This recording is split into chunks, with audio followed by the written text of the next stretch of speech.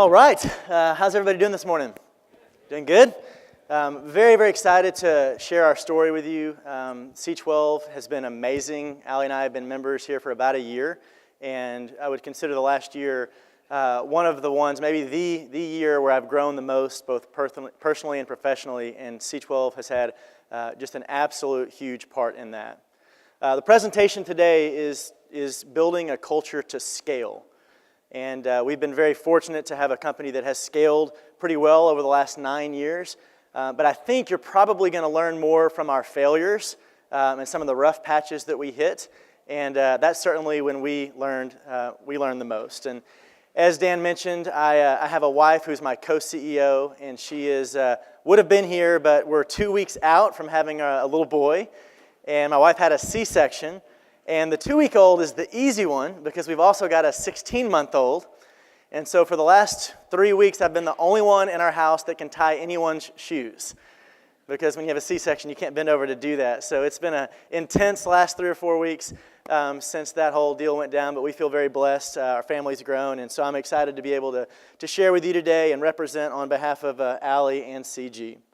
So Dan mentioned a little bit about my background. I originally from DFW, came down to the University of Texas, got a finance and an engineering degree from UT, and really, right off the bat, got into financial services with AXA Financial, first as an advisor, then as a manager, then as a branch manager, and spent 15 years there before Camp Gladiator. And my wife, Allie, that's her. She is a little bit different background. So Allie was a sports superstar in Central Texas when she was in high school. She was all-state in softball, all-state in volleyball, all-state in basketball. She has cross-country records in Austin that still stand today, and she was asked to be on the Olympic development team for soccer. So a five-sport star, and she went on to play college basketball at Ole Miss. And after college, she got into ad sales with Valpak. Y'all remember the blue envelopes that come in the mail? She did that for about 6 months, and that's when our life took a turn. And so Dan mentioned it briefly, our experience, but how does a finance guy wind up having this moment right here, surrounded by Layla Ali and Hulk Hogan on the TV show American Gladiators? How does that happen? Well, I always tell people this: if you want to have a wild, adventure-filled, unpredictable life, I have one piece of advice for you. Just marry a crazy person. If you marry someone crazy, you are sure to have more adventures, more unpredictable things than you ever thought possible. And that was what happened to the stable finance guy. I married a beautiful, awesome, amazing, crazy woman. And crazy people do crazy things. So my life took a turn on February 8th, 2008, which was my wedding day. But in addition to that being my wedding day, my wife did one crazy thing that morning. You see, the night before, at about midnight, the eve of our wedding, her bridesmaids saw that, in the paper that American Gladiators was having tryouts, and it was just about a mile away from the church. And they said, Allie, you've got to do this. Let's in the morning, instead of doing all the normal stuff, let's go try out for American Gladiators. Now, if you knew my wife, she had 2 life goals at this time. Her life goal number 1 was to play as many sports as possible. Her life goal number 2 was to get on a reality TV show. And she had tried out for Survivor about 15 times, an Amazing Race, and just rejection after rejection after rejection. So this sounded to her like just an awesome idea. So that morning, she and her bridesmaids snuck away. They decided to tell no one. And they went to the tryouts, and there was 2,000 people in line. And it was pretty clear that if she got in line, she would miss the wedding. And so they decided to put her wedding veil on, kind of dress her up as a bride, go to the front of the line. Of course, the producers see this, and this is kind of a cool story. It's a little bit of a gimmick. And thankfully, they let her cut. And she has her tryout and does an incredible job. I find out about that this evening as we're about to get announced to go into our reception. She says, "Babe, you're not going to believe what I did this morning." And I said, "Did you get me something? Were you was it a prayer circle? Were y'all journaling? What did you do?" "I tried out for American Gladiators." My head's kind of spinning, and I'm like, "Okay, interesting." Well, we go on our honeymoon, and I'm a little skeptical. I'm like, you better go work out. You might get on American Gladiators. Well, sure enough, we get home. They call, and they want her to come out and come to LA and be on the show. Now, I wish the story ended there, but you can see there's two of us in that picture. So how did that happen? Well, I go back to my day job, and I'm a financial advisor. I'm actually in Houston meeting with a client, and my phone rings from LA. Allie's out there. It's got an LA area code. I excuse myself and answer the phone, and it's David Horowitz, executive producer, NBC. And before the show starts, there's like a week where they do like physical testing, psychological evaluation. They're just kind of like getting their ducks in a row. And they're also meeting with the contestants to get their story. Well, David said, at first I'm like, is she okay? Is everything going okay? He's like, no, everything's fine. In fact, I've been meeting with Allie for the last hour, and she just can't stop talking about what an amazing athlete you are and how we would be crazy to not have you on the show. And so we would like you to come out. We have a plane ticket. It leaves in the morning. Filming starts the next day. And I'm like, you've got to be kidding me. All these people that like waited in line for hours, that left their wedding to go do this, I have no interest. I'm a financial advisor. I wakeboard on weekends. I jog. I certainly am not this kind of person. But I thought, you know what? My boss is going to make this easy for me. Because if we go on the show and we do well, they told us we'd be there for 6 weeks. And I'm thinking, they're not going to let me do that. So I say, look, you got to give me some time. Let me call my boss. I call him up. I say, Chris, here's the deal. They want me to come out to LA. I might be there 6 weeks. I know what you're going to say. I had to ask. You know, I'll call and I'll politely decline. And he says, you're crazy. You've got to do it. We'll cover for you. This is once in a lifetime. So I did what any self-respecting person that would do whenever they knew that they were going to fly out to be on a TV show to battle 300-pound gladiators. I went and got a membership to 24-Hour Fitness. I went and got a protein shake, and I spent the next 2 hours just doing curls. Thinking, if I'm going to be on TV, I'm going to squeeze every ounce out of my biceps I can. And sure enough, I was on that plane. We went to LA, and we both accomplished our goals. My goals were simple. Survival. I survived. I actually made it to the semifinals and did not totally embarrass myself on TV. Allie, she was born for this. Her background in sports, her been in that arena her entire life. She went wire to wire and dominated the competition. In fact, the show culminates on an obstacle course race. There was 20 males, 20 females. Not only did she win the female competition, if she had been a guy, she would have finished 4th. So she had the 4th fastest overall time on the obstacle course. Our first episode was the themed couples episode, and that was what culminated in this moment. So very, very blessed to have that experience. Allie won $100,000. We won a car. Then you go back home, and they tell you you can't say anything to anybody because the show hasn't actually aired yet. And so over the next 90 days, the episodes start coming out. And I go back to my finance life, and things are amazing. And I'm like, great, that's awesome. And Allie goes back to ad sales, and that's just not as fun. It's not as fun as chasing around gladiators and getting to do all the cool events that she was doing. And so she started to ask the question, surely there's something more I can do with this opportunity. So we're going to watch a quick video here where Allie tells the story of how that kind of became a business and what's happened since then. You ready? Sure, but why don't you start? Okay. In 2008, my husband Jeff and I went on the TV show American Gladiators. It was her idea. I survived, but she won the whole thing. It was a life-changing experience, but I knew in my heart there had to be something more. I just didn't know what at first, but I knew I couldn't waste the opportunity. And I felt like the world needed a fitness program that was fun. And so, Camp Gladiator was born. I started with a stack of cones and a group of 20 campers. From day one, all fitness levels, all ages, always positive. My job was to provide the best 60 minutes of their day. It just clicked. Within a month, the group had doubled, and the next month it doubled again. Turns out people were craving something like this. We started recruiting all-star trainers and finding more locations. CG was catching fire. The next few years were a blur. One city turned into 5, 5 turned into 10, and 10 turned into a nationwide fitness company with hundreds of trainers and dozens of employees. But it's so much more than a company. It's the CG family. You see, even though there are thousands of us now, we're all connected by a pretty simple idea, that maybe we all benefit the most when we are connected to something bigger than ourselves. And change is a lot easier when there's a community there to support you. And the very best feeling, our why at Camp Gladiator, is to positively impact as many lives as possible. So we can't stop. Every city needs a CG, every country. We're nowhere near stopping. So, what'd I miss? I think you pretty much nailed it. Well, that's the CG story. So a little bit more details. What is Camp Gladiator? What's our business all about? From the fitness experience perspective, it's a 4-week program. And so you sign up for a 4-week camp.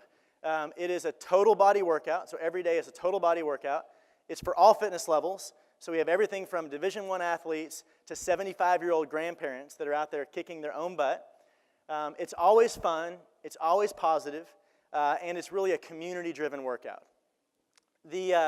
The secret sauce of the business, so our model is when you sign up for Camp Gladiator, you can go to any location anywhere.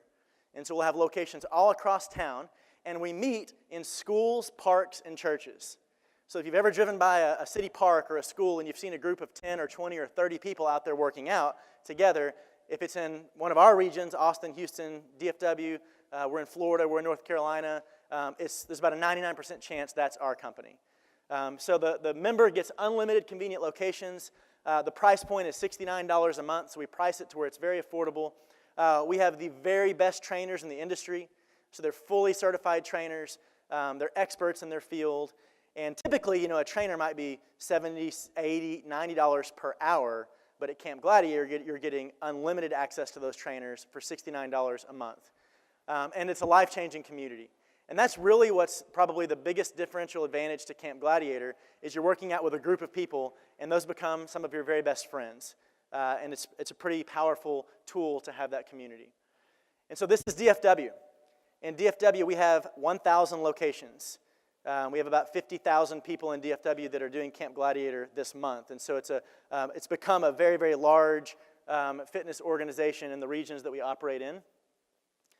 And what I'll mention, maybe last thing on kind of the product is really, in our view, the marketplace has demanded disruption for a long time.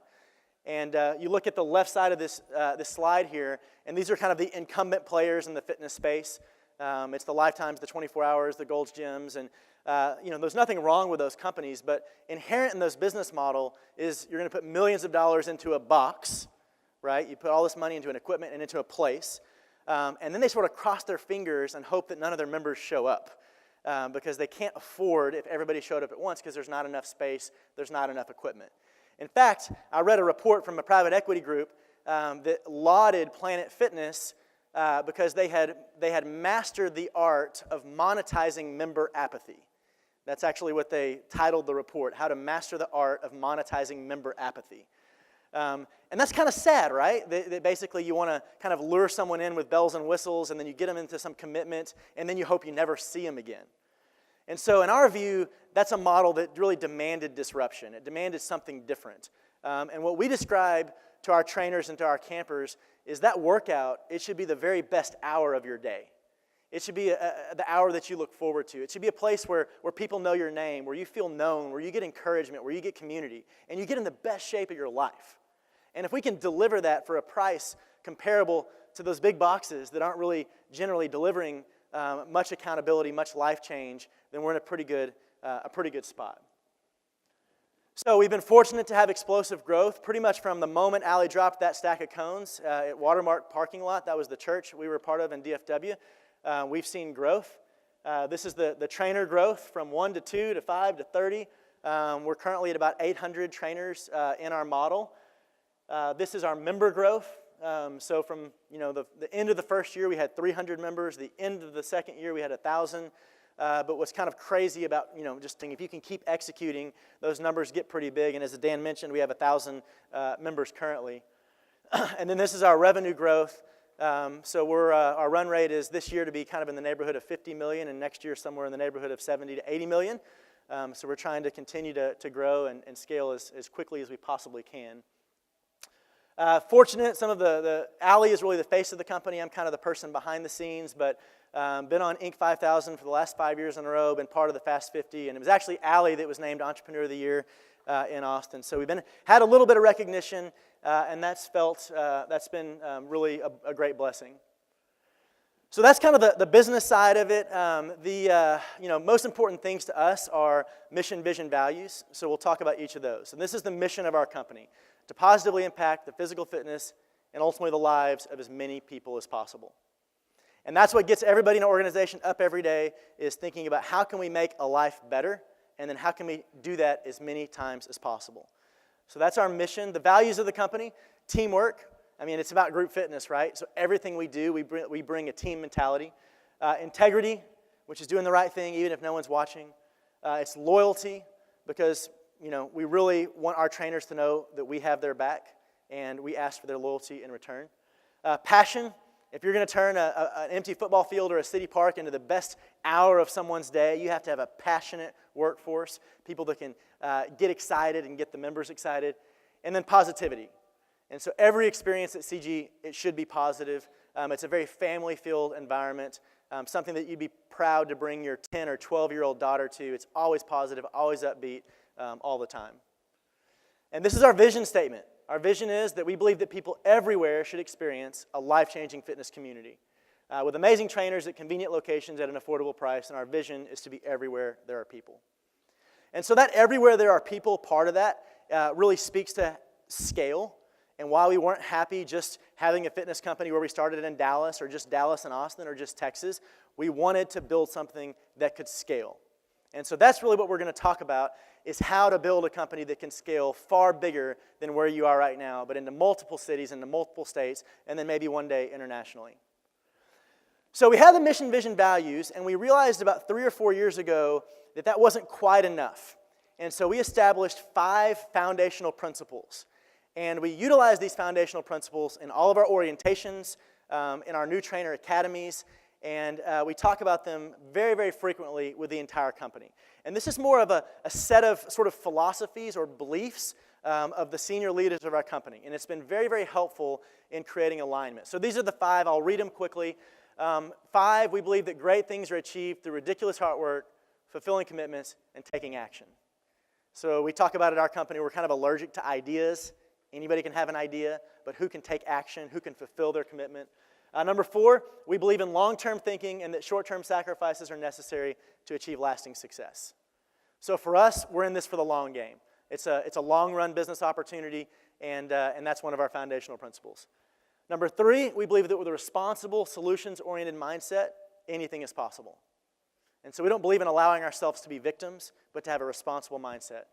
Number 2, we believe in the abundance mentality and power through numbers. So again, we'll throw people at problems because we believe in the abundance mentality. And number 1, we believe that our primary purpose is to honor God and serve others. And so when you have those sets of foundational principles, it gives you this platform as a CEO or as an owner to sort of bare your soul, your heart, your philosophies about business to a group of new employees in the orientation, or for us, a group of new trainers that come in. And I love number 1 because that's where that power of the C12 mission of a greater business for a greater purpose, it gives Allie and I the platform to share that we're Christians. And that for us, integrity really comes from a root source of believing that there is a God and that His Son was Jesus and that He died for us. And we're able to proudly share that in our company because that is our foundational principle, number 1. And all of these really help with alignment, foundational principles. So here's a chart that we don't show generally. This is the chart that shows the greatest failures in the history of our company. But it's one that we can learn the most from here today. So this is the chart of the number of regions in Camp Gladiator history by year. So check this out. We started in Dallas, and then we moved to Austin, and I had the opportunity to move as a financial advisor to Austin and take over a region. That was the only reason we made that move. We actually had no vision in the first year that CG would be any bigger than just Allie and DFW. And that's one of the reasons we'll never be able to take all the credit, because God had a bigger plan, a bigger design than we ever had for this business, and used His divine providence to create really our story of growth. And so we went from 1 to 2, not intentionally, but just because of a move. And then we went from 2 to 5, from 5 to 12, and our peak in 2012, we were in 18 major regions in the United States. And we stayed there for a couple of years, 2012, 13, 14, and then we closed almost half of them.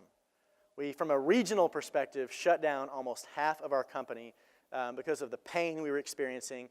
And then we stayed flat and then this year we opened our first new region in 3 years. And so we're going to talk about why and what happened to go from 12 to 18 back to 10 and the pain of that experience. So the first phase, I call it reactive scaling from 2010 to 2013 when we were growing like crazy into new geographies. It was kind of a gold rush feel, right? The business was working, and we were having these opportunities that were coming up in other cities that seemed great. At the time, we went from 2 to 18 regions in 36 months. In our model, there's fairly low barriers to entry. Now, some of you might be saying, well, that would be impossible. I don't have the capital to scale that quickly. But some businesses, you can open an office or you can scale, follow a leader into a market pretty easily, and there's low barriers to entry. And so that sort of kind of reinforced this era of the gold rush feeling. Our attitude as a company during this era, I would call it as default to yes. If there was an idea or an opportunity, we said yes, and it was very hard to talk us out of that because everything was working. And if something's working, you sort of just naturally assume it'll keep working. And that's a great fallacy of business, is because you're doing something somewhere, you will do it just as easily somewhere else. And we were defaulting to yes to almost every opportunity. One of the problems we had was underdeveloped leadership. We didn't know it at the time. We thought our leaders were further along than they were, but whenever they had those next opportunities, they weren't delivering as well as they had at their first opportunity. And really, at this era of our business, we had a lack of understanding of span of control. And I'm going to talk about this more in a few slides of kind of our philosophies and thoughts on span of control. So that took us to the 2014 scaling back era. Really what happened is we hit a wall. We hit a wall, or you could define it as whitewater. Anybody here seen this chart before? This is from the book Predictable Success. It's really interesting. So the theory is that every business goes through these stages. Every one of your businesses is in one of these stages. You're either in the early struggle, so it's the very early years of the business, and most businesses die in the early struggle. But if you make it out of that, you go to this fun stage, and everything is great.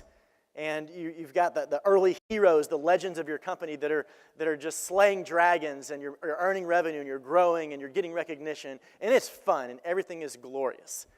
And then you hit whitewater, and you hit whitewater when all of a sudden all the things that were working aren't working like they were before.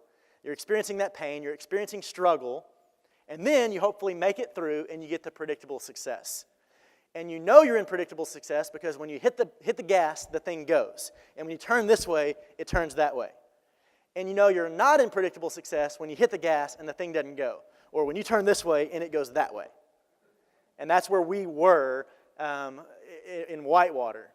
Then, I'm not going to spend much time on the backside of this, but companies that ultimately die, they just get stuck on this treadmill. They stop innovating. They stop coming up with new ideas. They get into a rut. There's a death rattle, and then you die. So we thought we were in predictable success when we went from 2 to 18 regions, but we were actually in fun. We were in the fun stage. And what we've learned since is there was a whole new sort of set of systems that we had to deploy to actually have that be predictable success. We experienced a lack of focus. We noticed that our whole executive team and our senior leaders, they had so much on their plate, and we weren't really doing great at any one thing. We had leaders that were in charge of 5 regions, and they might get boots on the ground in that region once in that whole year, and that just wasn't enough. There wasn't enough focus in our organization. You can tell when culture starts to slip. First, it's the culture, then the numbers come, and then customer complaints, the experiences. Maybe somebody visits your shop that's experienced it in Dallas, and they're going to LA, and it just doesn't feel the same. You're not getting the same success stories coming from that market. So the culture was slipping, the quality was slipping, and that resulted in us having to make some of the most painful decisions in our company's history. Going to a group of trainers and saying, we can't support you anymore. We're letting you out of your contract, we're letting you out of your non-compete. You can keep the customers, we're pulling back. And having to do that in 8 different cities over the course of about 18 months was one of the hardest times in the history of our business. Closing those regions. And that took us to the next era, which is what I would describe as our focused growth era. From 2014 to 2016, we opened no new regions. We did no new things. We simply executed on what our strategy was in the places we already were. And it worked. From 2014 to 2016, we grew 95% each and every year. And whenever you basically double every year for 3 years, you wind up with a much bigger organization at the end of that time frame. We had a major focus on span of control. We had a major focus on leadership development and a major focus on culture. And I've got slides on each one of these in just a second. I'm going to define what a major focus means. And that takes us to where we are now, which is the proactive scaling era. So we learned from a bad experience, and then we just tightened things up, and then now we're into this like, okay, let's take the best of all we learned, and let's try to proactively scale. So a story there is the first region we'd opened since in 3 years was Charlotte. We opened in January of this year. We decided to deploy 4 proven leaders that have been with us for 5 or 6 years. We actually call them elite leaders. We created an entire leadership development school called the Elite Leader Academy, and we paid to have these elite leaders go through it, where we basically took them through a curriculum of all of our historical experiences so that they would have that body of knowledge and take it into Charlotte. We gave them money. We had a travel budget and a culture budget that we provided for those elite leaders to open that market. And that was expensive. It was far more capital than we had ever put in any region that we'd opened in the past. And the travel budget allowed to have boots on the ground from our leadership every single month. And so it was a big commitment of that group of leaders to open that because they were going to be away from their families 3 or 4 days each and every month flying to that secondary region. But it made a huge difference. And it was the most successful launch in company history. So Charlotte did, in less than a year, what most of our other regions took 3 or 4 years to do with this new approach. So it's working. So the lessons that we've learned that have just been huge for us in 9 years of business, the first one is focus. Focus. And for whatever reason, this seems hard for entrepreneurs, especially if your business is in that fun stage, because everything is working, and so we just naturally assume it will work somewhere else. Or we're doing one thing well, so we kind of believe that if I can do this well, I bet I can do that just as well. And there's just so much research that concludes that moving from this to that is really hard. It's really hard, and there's a very low likelihood of success, and maybe you're overestimating how and why you're doing well and what the this is. Allie's got a quote, and honestly, I give her all the credit for scaling us back. She doesn't like to do things halfway. She doesn't like to do things small. In a boardroom meeting, she'll say, hey, we got to go big or go home. We go big or go home. And so we don't dabble in these small experiments that are taking a lot of time from your senior leadership team. If you're going to do it right, and do it big. And that's what focus allows. Span of control. So we were hoping that hero leaders could lead 20 or 30 people. Now, we were hoping that. And probably we should have been to conferences like this and learned that that's not going to work. And so us testing that, we've learned that span of control really is like 6 to 12 people. And so if you're going to bring on board 10 or 15 employees in a new region or a new area, the thought that just one leader could handle that and handle it well, for us, it didn't work.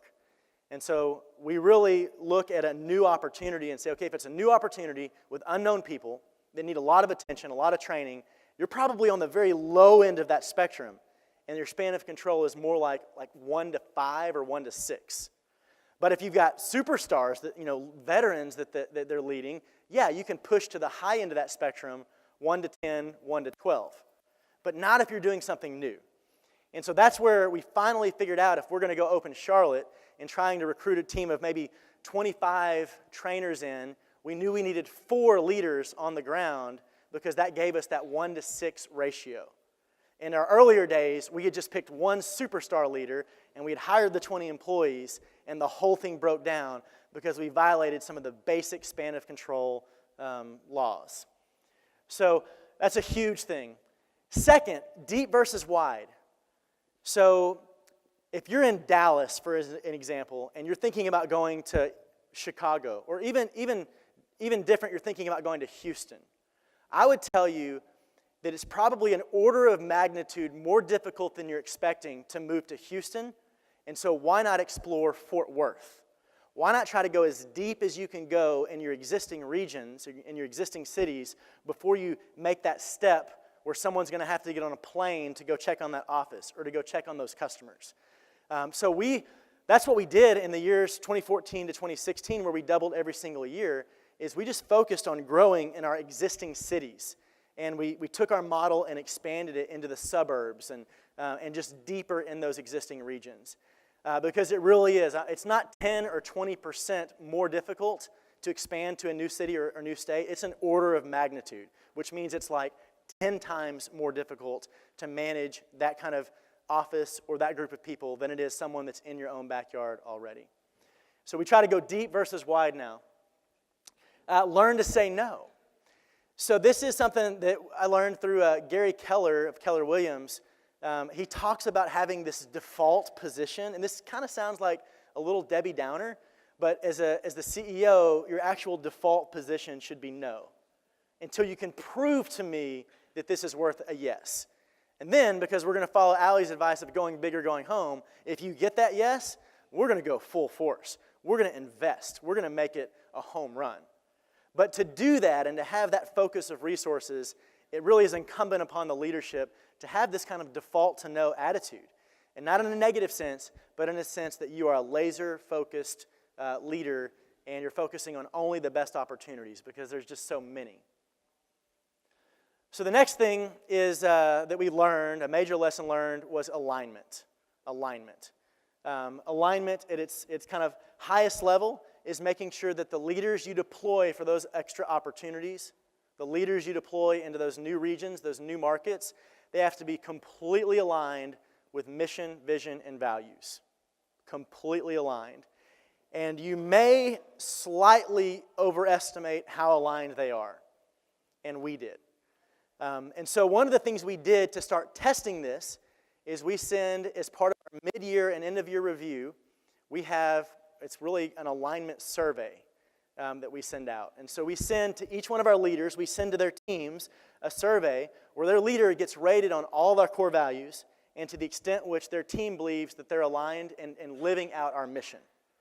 And it's kind of amazing, when you're talking directly to your leader and they're telling you the story of their team and how great things are going, and then you read the anonymous feedback of their team that's talking about their leader and things not sounding quite as great, and that there might be some trust issues. And for us, integrity being one of our core values, and if it's on a 1 to 5 rating and your team rates them a 3.8 on integrity, you are not in alignment. And maybe it's kind of style, or maybe it's the culture, or maybe they're just flat out lying to people. You have to peel back the onion and figure out why that is. But if they're not at like 4.5 or greater on a 1 to 5 with their team, you are not as aligned as you thought they were. And so for us, the anonymous survey from the team and doing it twice a year, memorializing that, it gives us this great tool to have a review with our managers, with our leaders, and say, this is what your team said about you. You're high on positivity, you're low on this, and we can go through each of our values and make sure that we're in alignment. So that was a big part of it. Now, we also recognized that we had some challenges with our leaders knowing what was the most important thing to do. They had so many things to do. They had trouble knowing what's my number one objective I should be focusing on. So we created what we call our 6 company strategic objectives. And we had these laminated, and we sent them out digitally, and each one of our leaders got the laminated poster, and it sits there on their desk. It looks not like this, but this is what they are. And it just put in order what we thought the most important things are, ranked 1 to 6 for the entire company, and we call them our strategic objectives.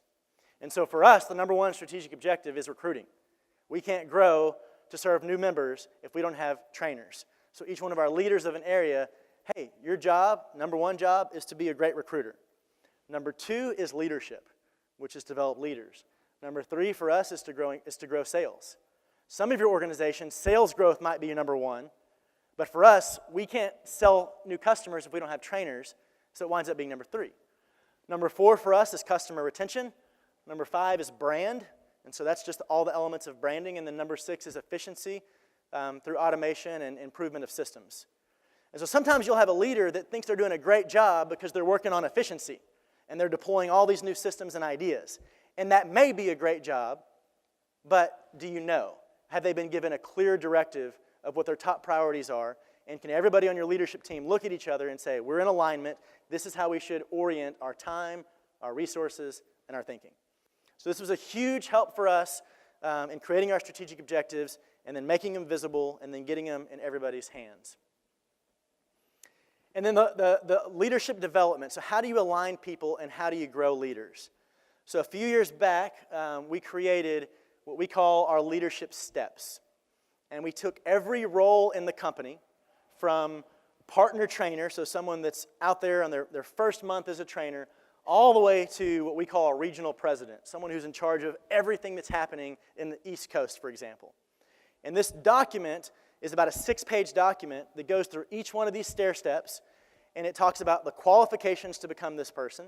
It talks about what the expectations are, the ways in which you're measured, the ways in which you're monitored, and what you have to do to be eligible for the next step. And so clarity around every role in your company is really important. And then we built a leadership development school where we take our partner trainers through this and they can see their future. They can see what happens if they can hit that next threshold or hit that next level and what kind of additional education they might need or additional financial opportunities there might be. And so this was something that was very, very helpful for us from 2014 to 2016 when we decided to really focus on our existing regions. We knew that we needed higher level leaders to go and scale, and so we created a 6-month school where we do the leadership development program. Now, what does that school look like? It's half a day, once a month, for 6 months. So they're doing their normal job, and then we pull them out of their job, and we're putting them up all in a room together. One of our regional presidents is leading these training sessions once a month, and we're giving them exposure to all elements of the business in this leadership development school. And so it's been a huge way that we've been able to accelerate the growth of our leaders and to make sure, it weeds some of them out. The additional time, the projects they have to do, some of them you thought were aligned, and all of a sudden, 6 months later, they're going to start a real estate company. And it weeded them out, and that's what you want. Weed them out early, not whenever you deploy them to launch a new city for you, and then they quit after 6 months. So we're going to round out our time on culture because this is a major lesson we've learned and a huge focus of our company. So I'll quote Allie again. Her what really drives her is the experience. And I can be sometimes blinded by just the growth or the numbers and like, wow, I don't think I had fun last year. That doesn't seem good. Allie doesn't like to go a day without having fun. And so we're kind of a good team. But her quote, if you're going to work, you might as well have fun doing it. Now, culture to me, I think it's more of the collection of beliefs and values of the company personality. It's kind of the DNA.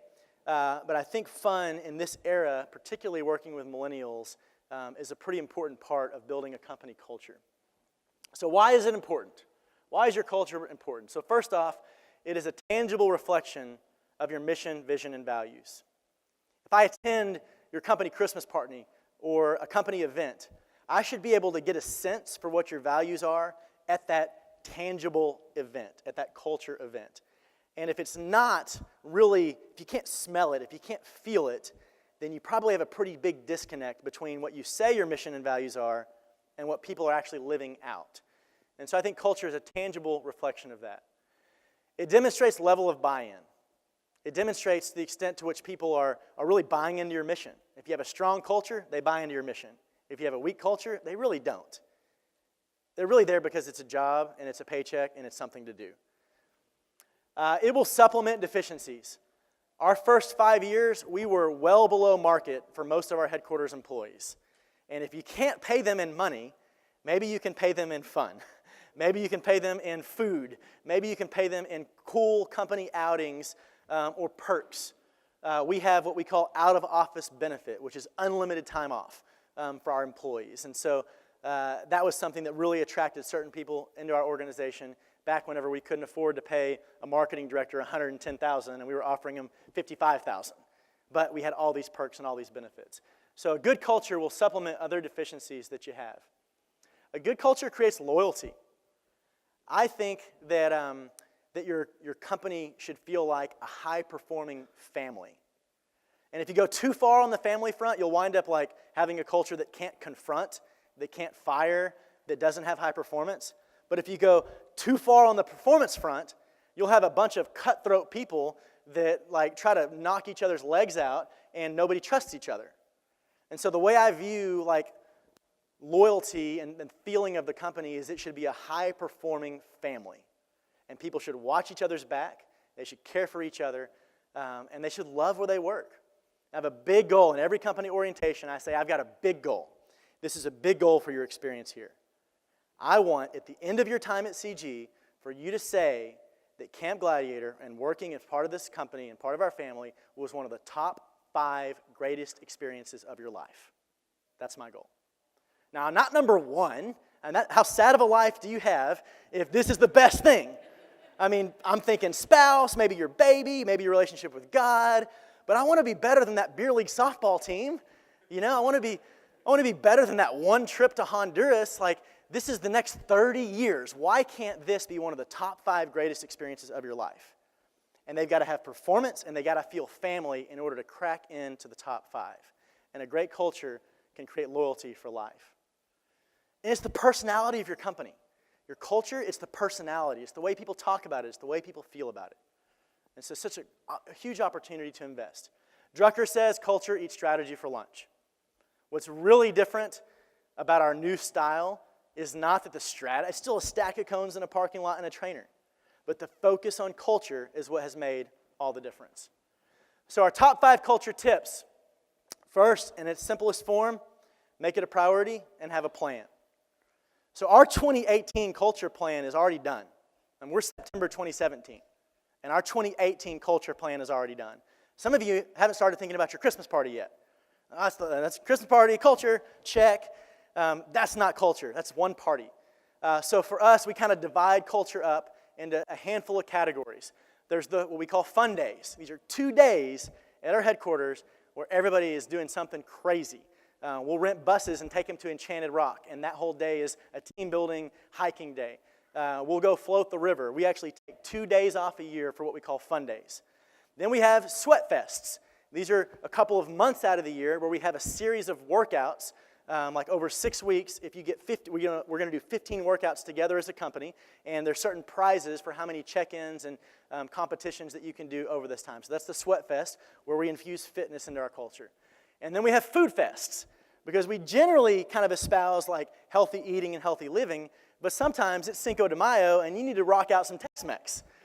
And so we have a food fest schedule that goes throughout the year where we celebrate other cultures and we celebrate with just amazing feasts as a family together. And then we have celebrations and recognition. I don't have time to get in all of it, but we make things a big deal. CG-versaries, like when you've been there 2 years, 3 years, 4 years, we got budget for that. You get custom notes, custom gifts. At your 5-year, you get a half day with Allie. It is a really big thing of our culture to celebrate and recognize people and to make them feel known when they hit important milestones.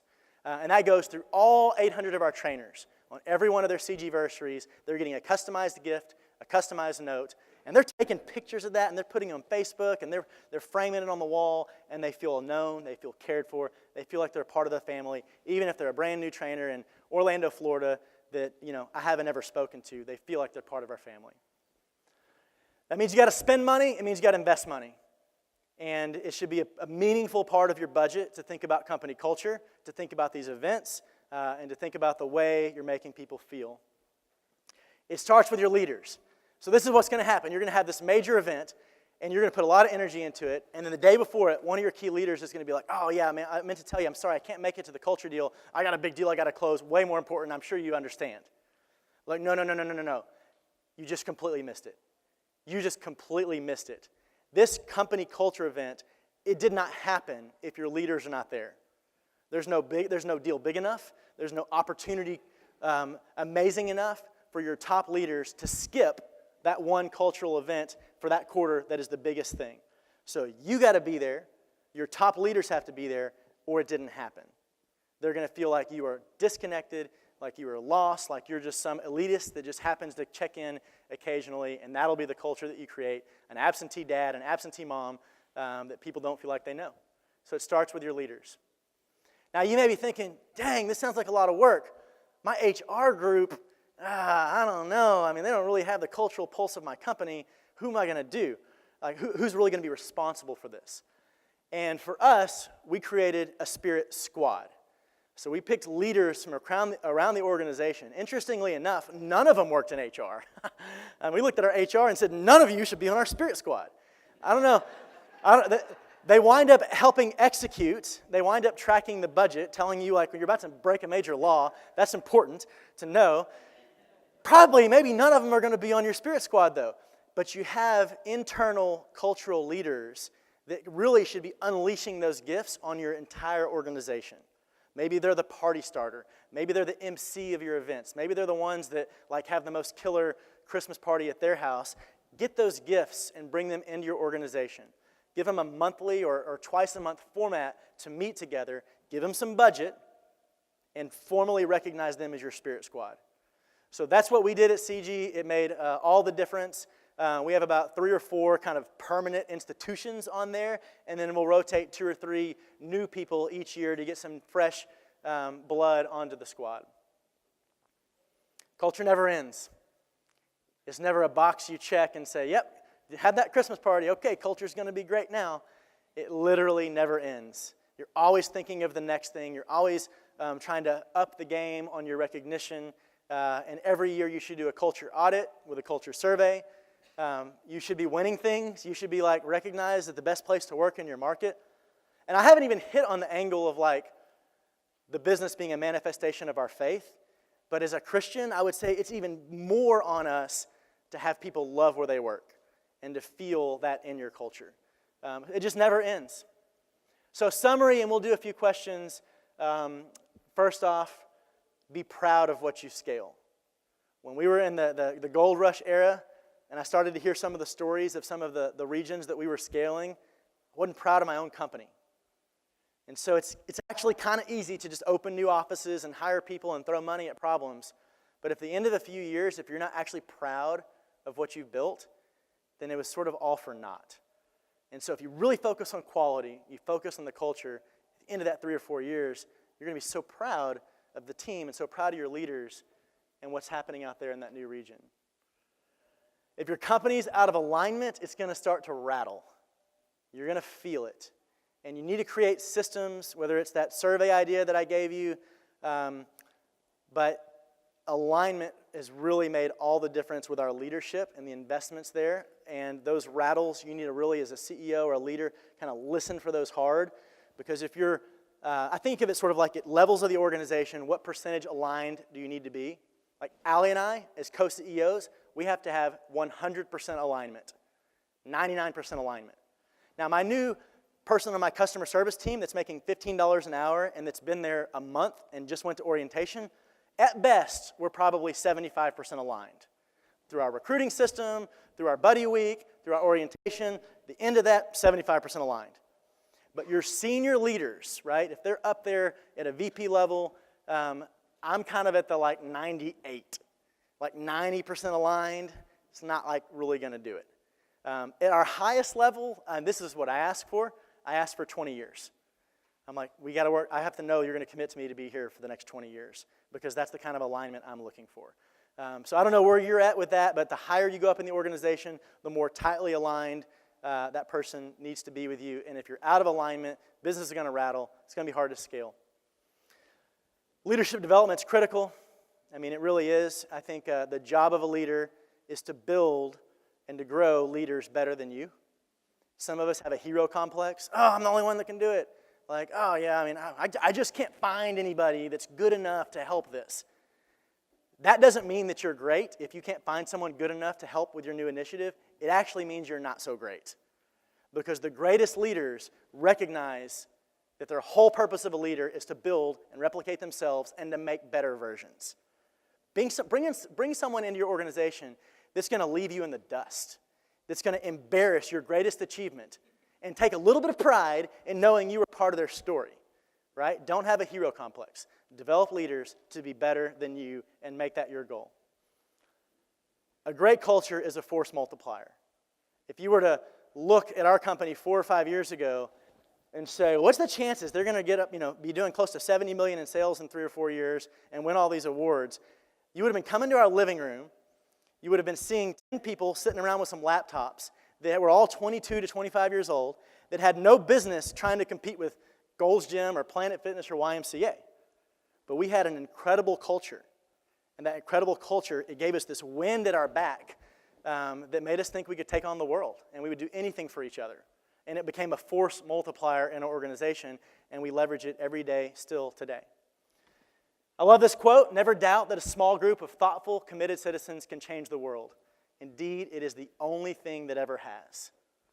And so if you can find that small group of just zealots within your organization that want to be on mission with you, that want to help you with your culture, you can radically disrupt an industry, you can be part of changing the world, and you can do some amazing, huge things, hopefully for God's kingdom in your industry.